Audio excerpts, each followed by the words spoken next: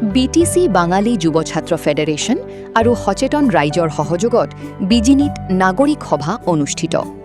২০ নং বিজিনী বিধানসভা সমষ্টিৰ নিৰ্বাচনী ফলাফল ঘোষণা হোৱাৰ পিছৰে পৰা বিজিনী মহকুমাৰ বিভিন্ন অঞ্চলত সংঘটিত হোৱা নিৰ্বাচনী হিংসাত্মক ঘটনাক কেন্দ্ৰ কৰি ৰাইজৰ মাজত সৃষ্টি হোৱা অনিশ্চয়তা আৰু আতংকময় পৰিৱেশ স্বাভাৱিক তথা শান্তিপূৰ্ণ কৰি তোলাৰ উদ্দেশ্যে আজি বিজিনীস্থিত ডক্টৰ বি.আৰ. আম্বেদকাৰ প্ৰেক্ষাগৃহত এক নাগৰিক সভা অনুষ্ঠিত হয়।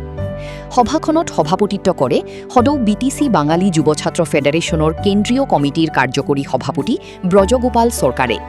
সভাত উপস্থিত অতিথিবৃন্দই বিজিনী মহকুমাৰ অন্তৰ্গত কোনো অঞ্চলতেই পুনৰ যেন কোনো ধৰণৰ অপ্ৰীতিকৰ ঘটনা সংঘটিত নহয় তাৰ বাবে সকলো জাতি জনগোষ্ঠীৰ লোকক মিলাপ্ৰীতি সম্প্ৰীতি আৰু ভাতৃত্ববোধ বজাই ৰাখিবলৈ আহ্বান জনায়।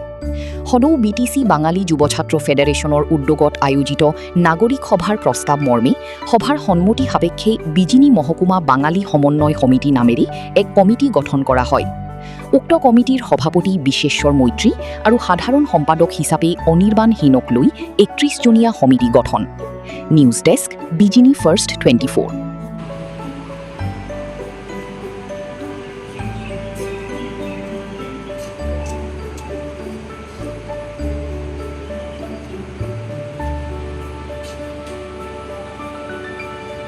ছাত্ৰ ফেডাৰেশ্যন চিৰাং জিলা কমিটিৰ উদ্যোগত বিজনী ডক্টৰ বি.আৰ. আম্বেদকাৰ প্ৰেক্ষাগৃহত এখন আমি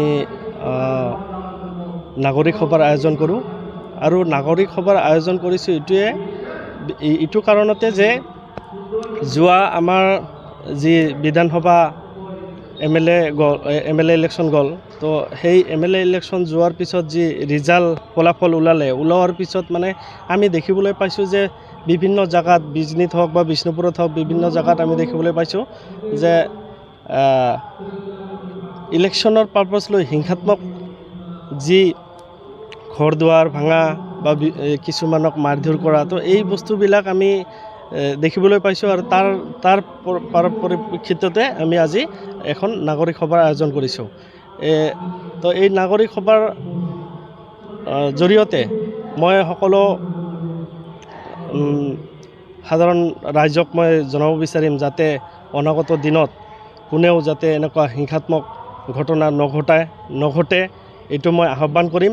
আৰু আমি বিজনীত থাকিব লাগিব, সকলোৱে মিলিজুলি থাকিব লাগিব। বিজনীত কোনো ধৰণৰ অশৃংখলাবদ্ধ যাতে নহয়, কাৰোবাৰ ঘৰ দুৱাৰ যাতে নাভাঙে, সেইকাৰণে মই সদৌ বিটিসি বেংগলী যুৱ ছাত্ৰ ফেডাৰেশ্যনৰ পৰা আহ্বান জনাইছোঁ যাতে আৰু ভৱিষ্যতত এনেকুৱা ঘটনা নঘটে আৰু কোনেও যাতে এনেকুৱা বিশৃংখলাৰ সৃষ্টি নকৰে, এইটোৱে মই আহ্বান জনাইছোঁ।